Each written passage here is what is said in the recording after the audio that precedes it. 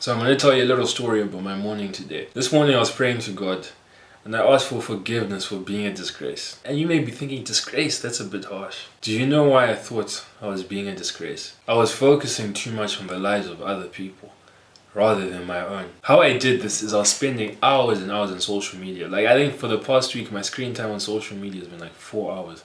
It's like, I don't want to admit it, but I'm saying it for the sake of just telling you guys the truth and being completely authentic. My screen time on social media every day, adding up the WhatsApp, Instagram, Twitter, it was about 4 hours.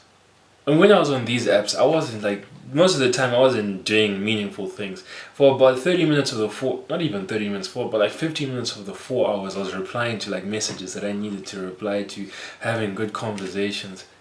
For the other 3 hours and 45 minutes, I was just watching other people's stories. I was watching them live their lives instead of living my own life. See, God has blessed us all with lives. And I'd like to believe that God has a purpose for all of us. And for me, and I'm sure for everyone else on this earth, I don't think our purpose is to watch another person live their life. When you spend time on social media, time that you spent consuming, you're watching other people live their lives instead of living your own. Honestly, do you think that God created us so that we could watch John's story, we could watch John in the gym, or we could see that Rachel's having sushi for the 3rd time this week? No. We were created to live. We were created to fulfill a purpose. We were created to pursue greatness. And greatness looks different for everyone. I'm not saying that everyone should be a billionaire and whatever, but everyone can be great in their own way. I think as humans, it's hard for us to acknowledge the fact that we have one life. I always think about the fact that I have one life. I'm not going to get a second chance at this. But there's still some part of my brain that thinks I'm immortal. There's still some part of me that's like, you know what, we'll get a second chance at this. But then that isn't the case with life. You literally have one life. You have one shot at this. And the best way to live your life, the best way to take the only chance you have on this earth is to actually live, is to go on adventures. You see all those things that you see people doing on their Instagram story. You see them traveling to Croatia, you see them climbing a mountain, you see them camping in the forest. All those things you see other people doing, do them for yourself. And you may not have to do, if you see someone eating rocks, you don't have to eat rocks. You honestly don't have to eat rocks. But you need to do things for yourself. You need to live your own life. And that's what I realized today when I was praying. I had been watching other people live their own life instead of realizing the blessing I have, the blessing to be alive, and utilizing that blessing, making the best out of that blessing. Because God blessed us with a life. Some people die when they're 2 years old, some people die after 30 seconds.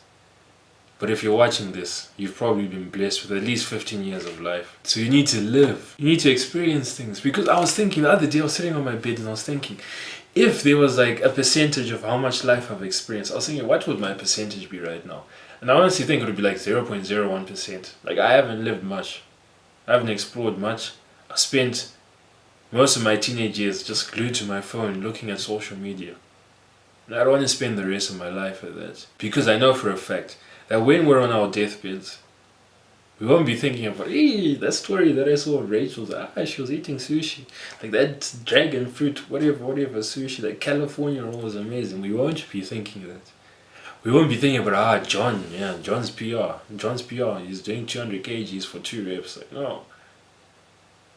We'll be thinking about the things we did, not the things we watched. The things we did. All the stories we watched, all the reels, the TikToks, the YouTube shorts, they won't matter. The only things that will matter is what we did with our lives. So it would be smart to assume that instead of watching things, just do them. Just go do something. Just make sure that whatever you do is productive. Because, as I said, it would be a disgrace to live this life that God has blessed you with by watching other people. By watching other people live a life that you could be living. See, the way I think about things is quite extreme. I want you to think about how weird it is to watch another person live their life. Obviously, social media has made it so much easier and we can do it without other people knowing that we're doing it. But imagine back in the day, before social media was there, before there was any technology, imagine someone watching another person live their life. Like imagine, you would have to follow them. They would be going to the town square and you would follow them. You'd just be watching them. They would be going to the toilet, you'd just be watching them. They would be eating, you'd be like, what's this person eating? You'd genuinely be interested in what they're eating. Do you not think that's weird? So if it was weird, if it were to be weird when someone would do it in real life, surely it's weird when you do it on social media. The only difference is now no one can see you doing it. Do yourself a favor. TJ! Do yourself a favor and go do something. Like, just make sure that something is good, productive, and meaningful. Do something instead of watching other people live their lives.